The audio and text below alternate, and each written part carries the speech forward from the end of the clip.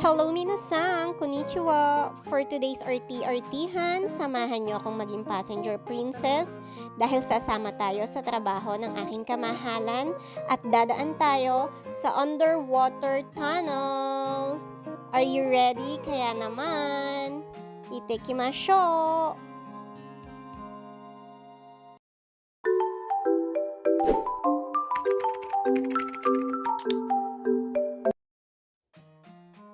I usually start my day with some house chores and then after that, lumabas na nga ako para mamalengke. Pero naligaw ang lola nyo kasi naman ang daming sale kaya nakalimutan ko nung mamalengke. So after that, dali-dali na ako umuwi para mag-prepare ng dinner namin and ayan nga, nagluluto ako ng miso shiro. Pero after kong magluto niyan ay dumating si kamahalan at sabi niya ay hindi na daw siya makakapag-dinner dahil kailangan niyang bumalik agad sa trabaho. And syempre, usually kapag panggabi or night shift yung trabaho niya, ay sumasama talaga ako kasi inaabot ng madaling araw and nag-aalala naman ako na baka antukin siya sa biyahe pag uwi niya. Lalo na yan, medyo malayo-layo yung biyahe na yan dahil malayo yung work niya. Mga almost 2 hours yung biyahe. So, sumama ako bilang passenger princess. Pero nasa car lang ako. Yun, doon ako nag-i-edit, nanonood ako ng Netflix. Basta may internet naman, mabubuhay ang lola nyo. So, ayan. And dadaan tayo dito sa tunnel kung saan nasa ilalim siya ng dagat. Ito yung Tokyo Aqualine. Ito yung tunnel na nasa ilalim ng dagat. Ayan. Maganda dyan, actually. Pasyalan din yan, sikat na pasyalan yan. Pero bigyan ko muna kayo ng konting knowledge about sa tunnel na yan. Yung tunnel na yan, ang tawag dyan is Tokyo Bay Aqualine.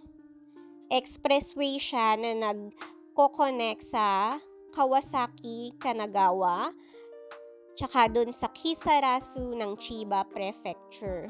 Ayan, so may haba siya sigurong 23.7 kilometer and yung 4.4 kilometer doon is bridge and 9.6 yung pinaka-tunnel talaga na nasa ilalim ng dagat. So, ayan siya, makikita nyo, medyo mahaba yung tunnel na yan, parang nung binilangan ko, more than 5 minutes din siya. Pero, grabe yung time na matitipid mo, di ba, pagka may ganyan tunnel. Sana magawa din natin yan sa Pilipinas, no, para mas mapabilis yung travel time. Kasi kung iisipin mo, ang layo-layo talaga ng iikutin mo kung wala yung tunnel na yan. Medyo iaabutin ka ng ilang oras para matravel mo yung Kawasaki, Kanagawa to Chiba. So, ayan siya. Makikita nyo, as you can see sa Navi, ayan, color blue lang yung paligid niya kasi ayan, nasa ilalim tayo ng dagat dyan. And finally, ayan, after ilang minutes, ayan na siya. And pag akyat nga namin yan, ayan, medyo mahaba-habang bridge yan, kagaya ng sabi ko, 4.4 kilometer. And yung bridge na yan ay nasa ibabaw pa rin siya ng dagat and sobrang lakas ng hangin ng time na yan, grabe. Medyo natakot nga ako kasi pwede kaming matangay niyang hangin dyan. Malakas yung hangin kasi medyo malakas ang ulan sa ibang part.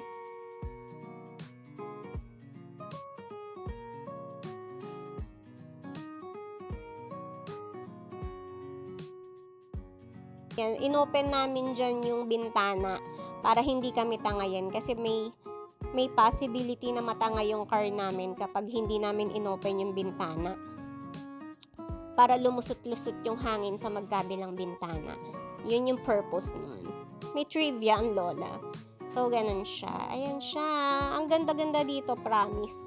Sikat din may sikat na tourist spot din dito. Ayan, yung sa pinakaibabaw ng tunnel na yon, yun yung, nandun yung Umi Hotaru.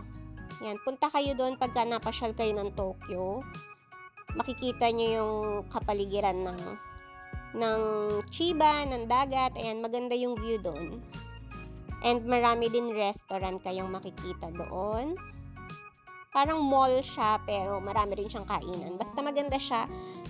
Naalala ko nung first time ko magpunta ng Japan, mga 19 years old pa lang ako, nakapunta na ako doon. And ngayon, Lagi na kaming nagpupunta diyan every time na may free time kami. Pag gusto namin mag-driving, diyan kami pumapasyal and kakain lang kami. Or kaya tawag doon, yung sa game center. Maglalaro lang kami sa game center, tapos uwi na kami.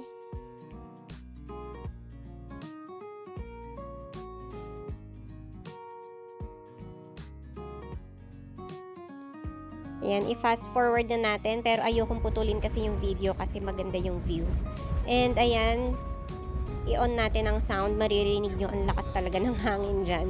And kung hindi magaling yung driver nyo, pwede kayong matangay talaga dyan.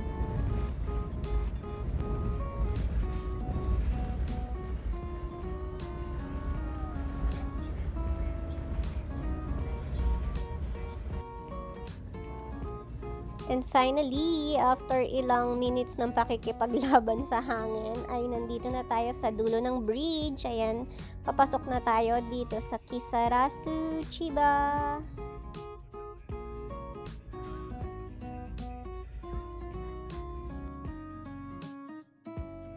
Arte-arte muna ang passenger princess. Kunwari hindi kinabahan sa lakas ng hangin kanina. And malapit na nga tayo sa workplace, and itong pupuntahan nating workplace na to ay sikat sa buong Japan. It's a ramen shop restaurant. It's Marugen. Ayan, yung Marugen na yan, sila ang gumagawa niyan. Kaya minsan kung nasaan-saan kaming probinsya kasi sila ang gumagawa niyan. Kaya kain lang kayo lagi sa Marugen para mas marami pa silang gawin. Naghihintay, mag-i-edit ako and magsa-search din ako ng hotel sang staff, taga malayo siya, so kailangan ko siyang i-book ng hotel. So yun, usually kapag may business trip, ako yung taga-book ko no. Yan. And after ilang hours, ayan na, tapos na yung work and nakabalik na kami dito sa Tokyo. Nakikita nyo na yung Skytree. Ayan, pag nakita nyo na yung Skytree, ibig sabihin malapit na sa bahay namin. And to end our night, syempre kakain muna kami ng aming paboritong ramen. Please like, comment, share, and pa-follow na din. Mata ne!